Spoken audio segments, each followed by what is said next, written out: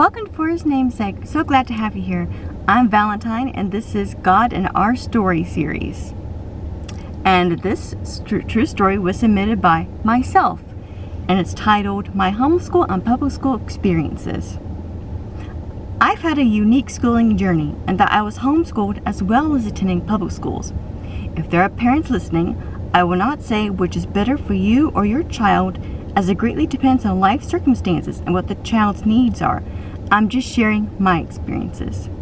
Also, I can't remember everything, and in my young years especially, I might have mistaken one grade for another. My schooling began at kindergarten, attending a public elementary school. My classmates and I learned our ABCs and basic math and reading. I can't recall much at that school, but I do remember that we had nap time. I never understood that, and still don't. The teacher would tell us to get out our sleeping mats. She dimmed the lights with only her lamp desk on, and we'd lie down. I never slept, though. I didn't see the need for it if I wasn't sleepy. Instead, I watched the teacher writing or grading papers, or I'd think of something else. A few years ago, looking back at old report cards, I saw the teacher made notes to my parents I had some trouble reading or needed to improve my spelling. Thankfully, it seems I quickly caught on and became an avid reader to this day. I attended elementary school until the 2nd grade. When I was 8 years old, our family moved to a different and larger city. My mom felt uneasy about what the schools may be like. Around that time, she also sensed from God to homeschool me and my younger sister. And so, my schooling at home happened during the 3rd grade. I remember attending large homeschool conventions. My parents would sometimes listen to guest speakers while there were various activities for the children. My favorite part was going inside a very large room where many vendors would sell their homeschool curriculum or even toys. I enjoyed being homeschooled, especially because it meant more time with my family. My mom was the main teacher while my dad worked, though often he would help me later with math homework. It was fun learning certain subjects together. There were also some challenges, as the curriculum wasn't always easy to understand. A few moves later, my baby brother was born. Understandably, my sister and I fell behind in our studies as a lot of the family's attention was on the newest member. We were also in the process of looking for a new home, and it was decided that for the next school term, my sister and I would be enrolled in public school. We agreed that we would repeat our previous grade. The community wasn't too large and not too small, and the schools were well spoken of. Those first months of the 8th grade in middle school were quite difficult. I was not used to so many kids talking at once or goofing off. The challenge of trying to open the lock of my locker door and not be late for the next class. 13 and 14-year-olds talking about their boyfriends or girlfriends. I also was failing in my math course. My teacher was an unkind man, and I didn't understand his teaching methods.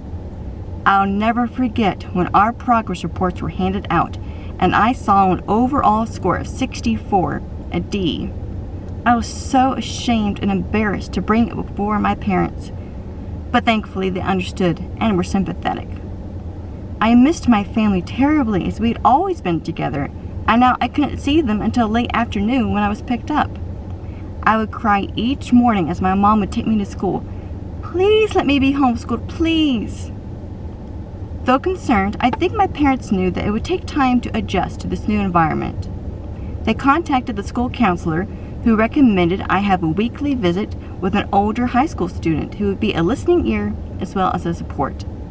Over time, I accepted the fact that I needed to be in public school and came to enjoy some classes, especially choir. High school had its own difficulties, though I think I adjusted faster this time. I learned to play the clarinet and participate in a marching band, and had the privilege of going to area and state competitions with them. I was known as the quiet girl in school, and while I had acquaintances, I didn't have close friends. God was my truest friend, and I would talk to him walking to and from class about assignments, classmates, my own personal life, etc. I know he helped me pass yearly exams and stay on track with class tasks and homework.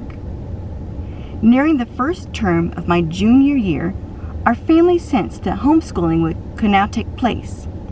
For me, it was also perfect timing, as I had to complete a chemistry project in a class I was already failing in. Texas schooling laws are lenient, and with the written notice, I was taken out of public high school. I finished the rest of my schooling with various homeschooling curriculum books. Being homeschooled also allowed me to graduate early, and not long after, I was on my way to Indonesia to live with a missionary family for 4 months. I'm grateful for the lessons and memories I have in both schooling situations. Each had its highs and its lows, with God helping and guiding me each step of the way.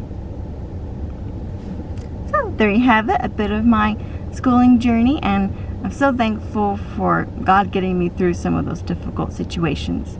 If you would like to submit a story of your own, the criteria to do so will be in the description box, and you can submit it to us at forhisnamesake106@gmail.com. And we look forward to hearing your stories. God bless you all. Goodbye.